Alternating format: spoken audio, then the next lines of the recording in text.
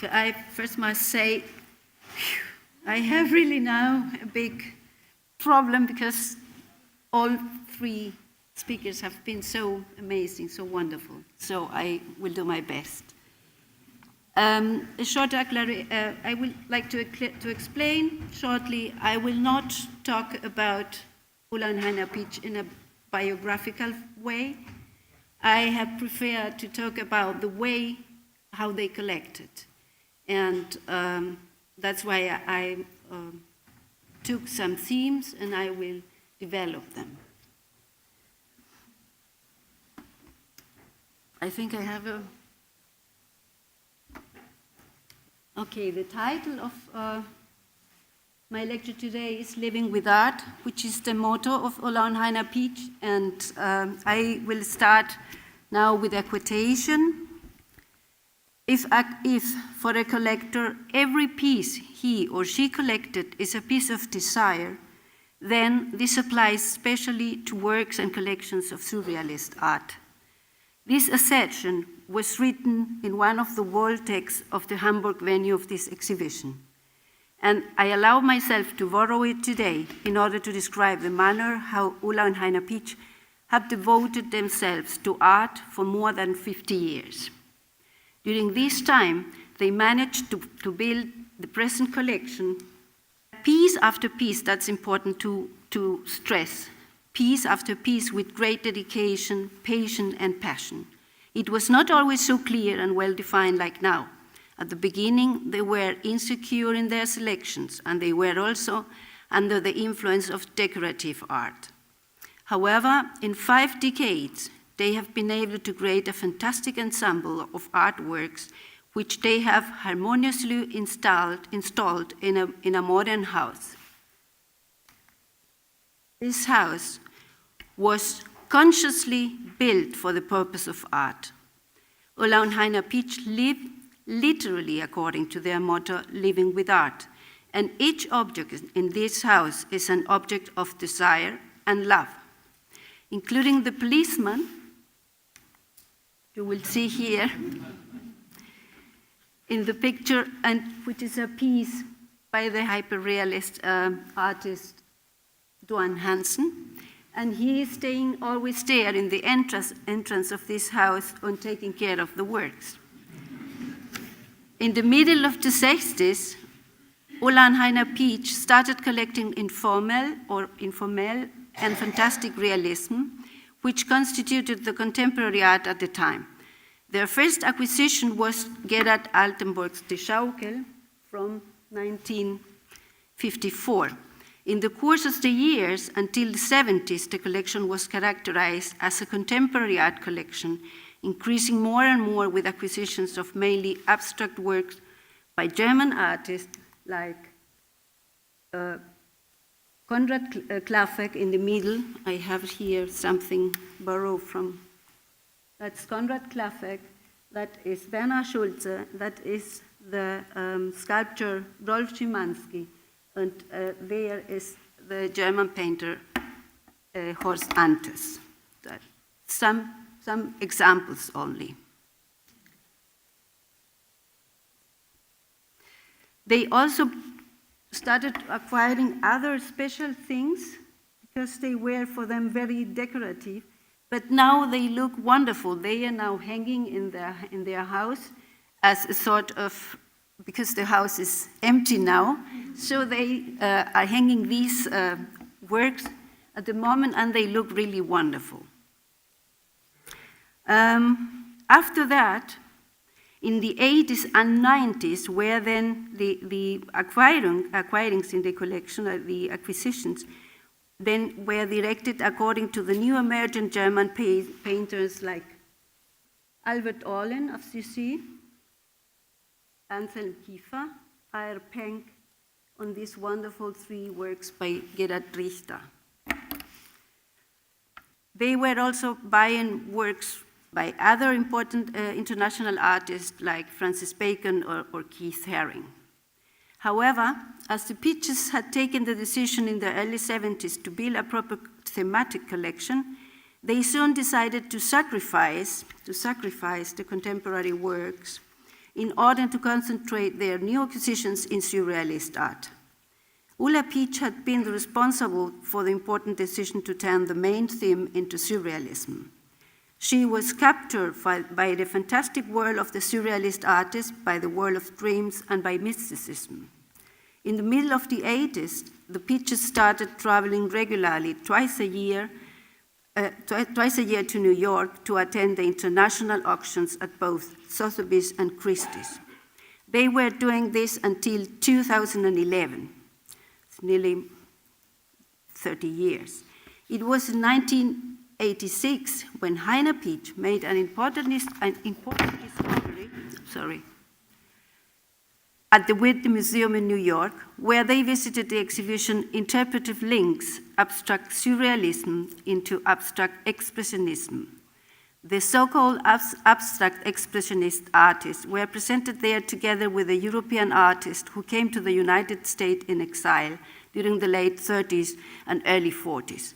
The exhibition asserted that these young artists, such as Jackson Pollock, Arshile Gorky, Mark Rothko, Robert Motherwell, Bernard Newman, William Baziot, or David Smith, to name the best-known ones, had the influence of surrealist artists like John Miro, André Masson, Roberto Mata, or Gordon Onslow Ford in what it was called their formative years.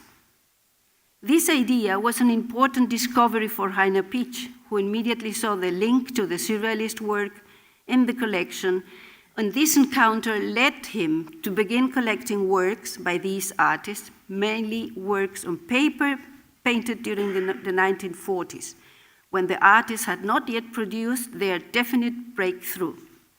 This creative period can now be understood as a bridge for the very amazing transition between the European traditions and the new artistic tendencies appearing in the United States, and which would generate from the 1950s onward a complete new order in the art of the 20th century. I will show you this because you will not recognize, probably not recognize who is who. Over there is Bernard Newman. Here is Arshile Gorky. That is, it was something very special in the collection. That is Jimmy Ernst, the son of Max Ernst. That is Robert Motherwell, Jackson Pollock, David Smith, Mark Rothko, and Baziot. The decision of Ulla and Heiner Pietzsch to begin collecting the US abstract expressionist artists in their formative years turned out to have an important impact in the story of the collection.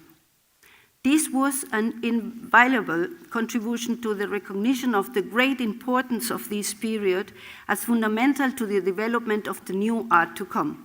But the singular and remarkable collection of works on paper initiated by Heiner Pietzsch since then has surely also contributed to increase the value and the price of this work at the art market.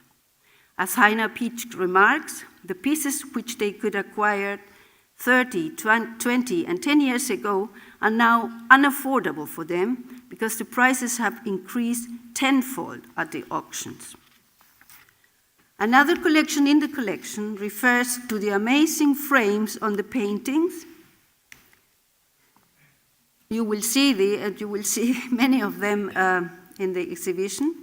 Only a few of the current frames in the collection came originally with the works when the Pietzsch'es acquired them.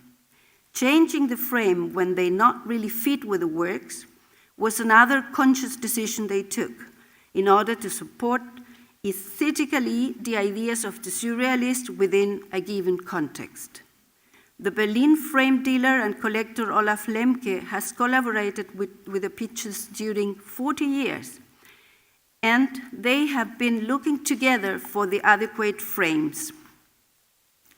The left example is a Venetian frame from the late 16th century, and the other one is a Spanish 17th century frame. You will see here in the works in the exhibition many of these wonderful frames. But if the frames were originals from the artist, as in the case of the next ones, then they would not be removed. Like the left frame is in a painting by Max Ernst, and it is chalk skin. And of course, it was left with the painting. The other ones are made of cardboard, and they are pieces from the 1920s in the USA, where it was a handcraft work which was very popular. The most important to stress here is that the principle of this practice was always to do minimal interventions on the artworks. For them it was important to support without changing the character of the piece. I didn't want to talk here about the collection of Ulla Pietzsch. She has decided to start collecting women artists, but I just want to mention it anyway because it's also a really wonderful collection. She has a piece by Frida Kahlo, but she also had Rebecca Horn or the amazing Israeli artist Yehudit Saspotas, and apart from the important ones, surrealist main artists like Dorothea Tanning or Finney and other you will see here in the exhibition.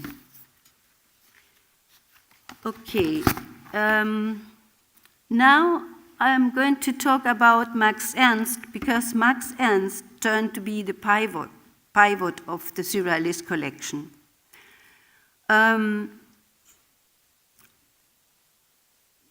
The Pietzsch'es knew Max Ernst, met Max Ernst personally in Hanover in 1972, and that was very important or decisive for the decision to collect surrealism.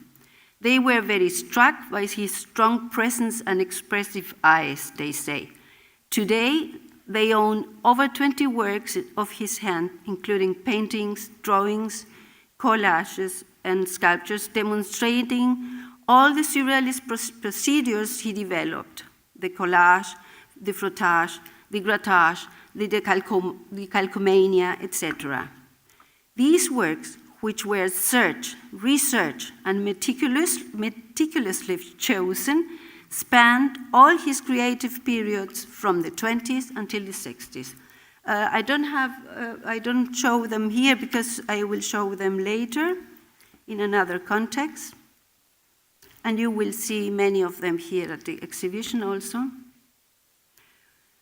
Because two of the most important works by Max Ernst in the collection were done in Sedona, in the Arizona desert, where the artist lived with his fourth wife, the painter Dorothea Tanning.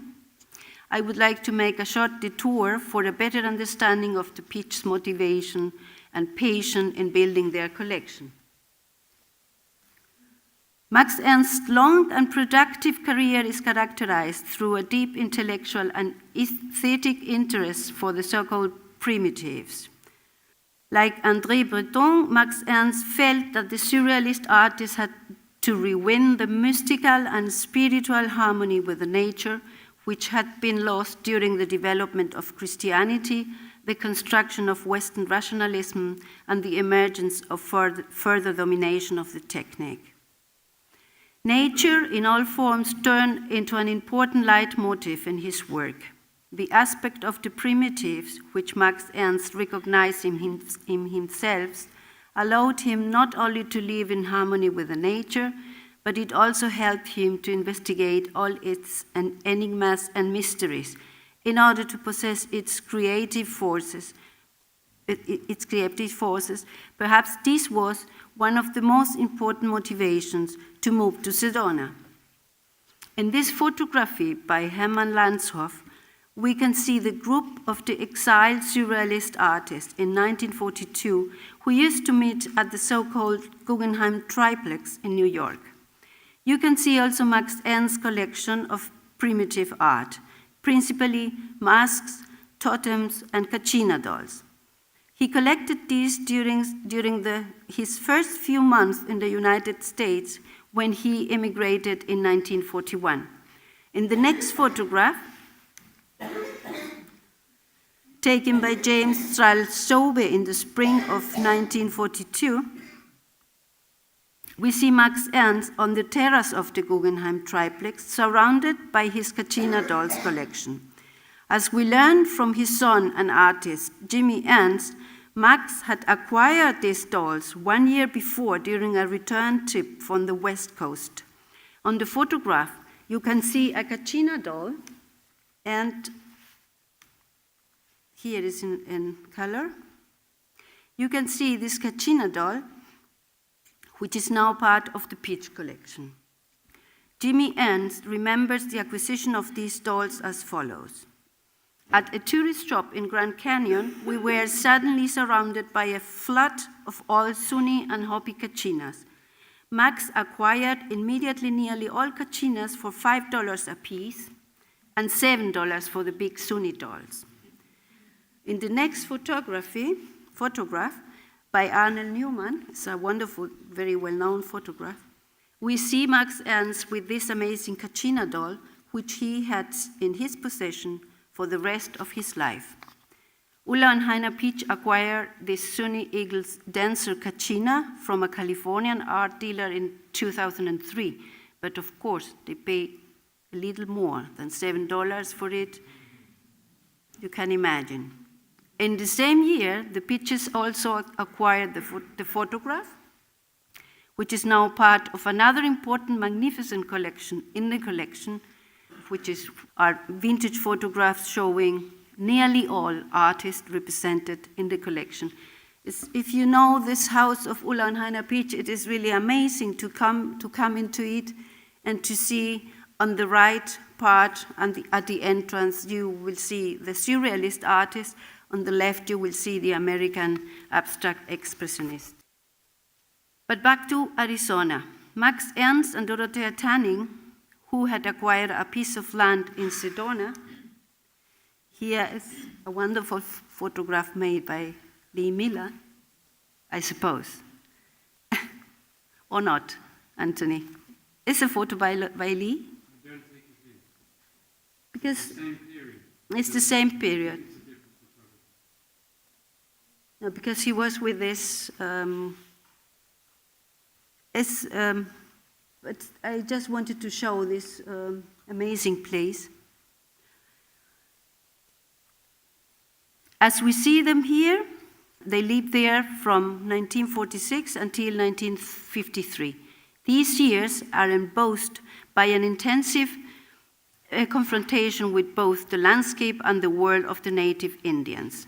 The Indian culture exerted a special fascination on the artist, so we can understand better his urge to buy objects of the primitive art.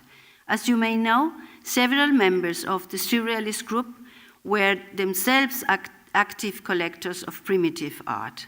André Breton had published already in 1927 an illustration of a Kachina doll in the October issue of La Révolution surréaliste.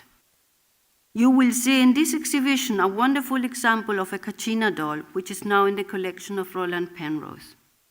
The general designation for Kachina, correctly really Katsina, is related to supernatural or holy spiritual beings which represent spirits of nature and of the ancestors for the Hopi, Sunni, and other Pueblo Indians in the southwest of North America.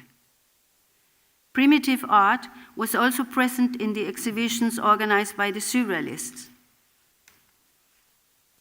In the following two pictures, we can see a poster and a showcase of the famous exhibition of surrealist objects at the Galerie Charles Raton in 1936. Most of the exposed objects were loans of the surrealist artist. Max Ernst, as an active member of the surrealist group in Paris, had of course participated in all these activities. Being now surrounded by nature and the living near the cosmovision of Indian culture in Sedona must have been a magical experience for him. And we can of course better understand how he was inspired in his creative processes during this time. especially by the Kachina dolls and the masks which the Indians used in their ancient rites.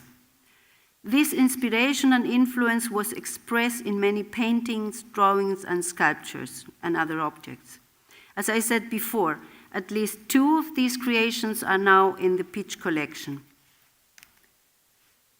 The Pietzsch'es acquired them precisely because they recognize Max Ernst's deep motivation in creating them. In the painting, Jeune homme intrigué par les vols de mouches non écludiens, very long title, Max Ernst had used in 1942 in New York an oscillation technique which he had developed in order to drip the paint on the canvas. This painting was decisive for the later emerging dripping technique of Jackson Pollock, and the Pietzsch'es decided to acquire it because the painting is a sort of link between the surrealist art and the upcoming abstract expressionism.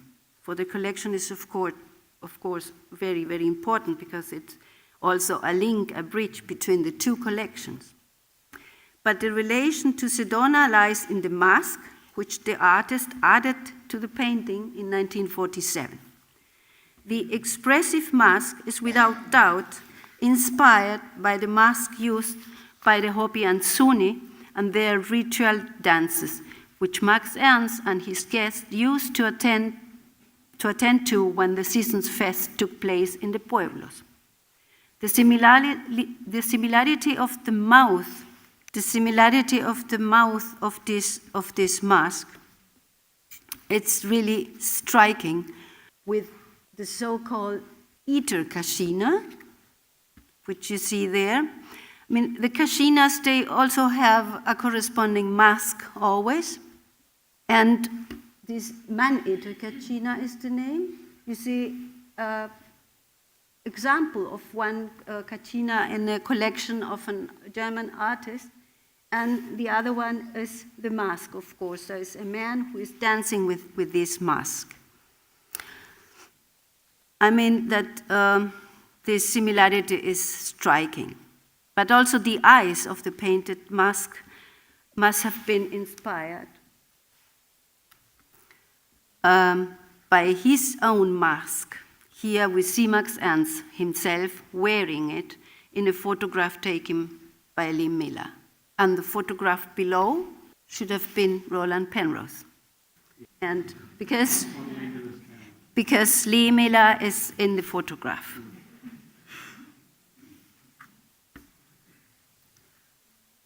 The sculpture group Capricorn, which unfortunately is not presented in the exhibition due to conservation reasons, is considered as one of the main works by Max Ernst. He first molded this monumental sculpture group in the garden of his Sedona house, called Capricorn Hill, in 1947-48, using day-life objects as the milk bottles and the X-box for the scepter, but also recycling card hardware like the laminated spring sin in the head of the male figure. All pieces of this surrealist combined ensemble were then covered by cement, as seen in the original photograph by John Kasnetsis, with Max Ernst and Dorothea Tanning on it. This photograph is also part of the collection.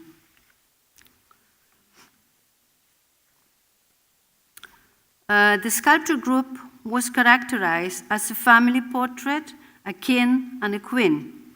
The horn mask of the sitting figure is clearly inspired by the Kachina in the photograph, which was also in the collection of Max Ernst. And the headdress of the female figure is motivated by a Kachina known as Lacan Girl Kachina. Max Ernst left the original cement version in Sedona when he moved to Paris in 1953, but returned with an artist friend a decade later to dismantle it and make molds. The molds were shipped to France, to Humes, where Max Ernst was living since 1955, and in 1964 he had a Fronde cast, the sculpture in bronze, in an edition of 6. In the process of creating the final bronze, show them. These are the pieces, the rest of what you have seen in the photograph. In the final process of making the bronze cast, Max Ernst did also a plaster cast. And the amazing thing is, they stayed in the foundry in France, but some years later, in the year 72, Max Ernst gave this, or told the National Gallery in Berlin they authorized them to pick up these pieces, and he donated them to the National Gallery. These pieces came to Berlin in 1973. They were isolated plaster pieces, but they were assembled together, and they were presented at the new National Gallery for the first time later in the autumn the same year. I just want to stress here that this piece, or this sculpture group, is one of the most important works for the National Gallery, and it is a central work in the German history of art. And it is for the National Gallery very important to have it. And to close here, that is on the left you see the plaster, which was assembled together. And after that, in the year 1979, Max Ernst gave the National Gallery also one of the bronze casts of one later cast. So the National Gallery has the plaster and the bronze. The cement pieces stayed in the United States in the possession of Max Ernst's son Jimmy and his wife Dallas. In 1988, when Jimmy Ernst had already passed away, Ulla and Heiner Pietzsch happened to meet his widow Dallas and asked her to sell them the original Capricorn pieces. She agreed, and so came the original Capricorn pieces into the Pietzsch collection and to Berlin. The Pietzsch'es have built a special place in their house to present this wonderful piece. To go to the last point, I will briefly tell you about the exhibition in which the collection has been presented. Even though Ulla and Heiner Pietzsch always saw themselves as very private collections, they decided to exhibit the collection for the first time at the residence castle of Heiner Pietzsch's hometown, Dresden, in the year 2000. On occasion of the exhibition, they published the book Leben mit Kunst, and his title turned into their motto, as I said before, Leben with Art. As for the second presentation, they say it was a New Yorker art dealer who first realized the extraordinary resemblance between the composition of the Pietzsch collection and that of Peggy Guggenheim in Venice. This accurate observation reached its realization into a full-scale exhibition called Affinities in 2005, in which the two collections were placed side by side at Peggy Guggenheim's Venetian Palace. It was not just a coincidence of the artist, but the similarity to individual works in the two collections that was so striking. And also the exhibition Verrückte Liebe, Crazy Love, at the Kunstforum Austria turned to be a sensation in Vienna in 2006. However, the absolute highlight of all presentations of the collection was the exhibition Bilderträume, Picture Dreams at the National Gallery in Berlin in 2000. Presenting a convolute of 180 works of the surrealism, of the abstract expressionism, and some other important works of the contemporary collection, more than 70 vintage portrait photographs, and a dozen of original surrealist literature pieces. A small exhibition thought Heiner Pietzsch, but it was not a small exhibition. All the National Gallery, all the galleries downstairs were full. After that, some years later, it was this other exhibition, 20 works for the 20th century. It was rather reminding to the city of Berlin that it should be done, something should be done in order that the Pietzsch'es give finally the collection to the city of Berlin. And that's my last point, because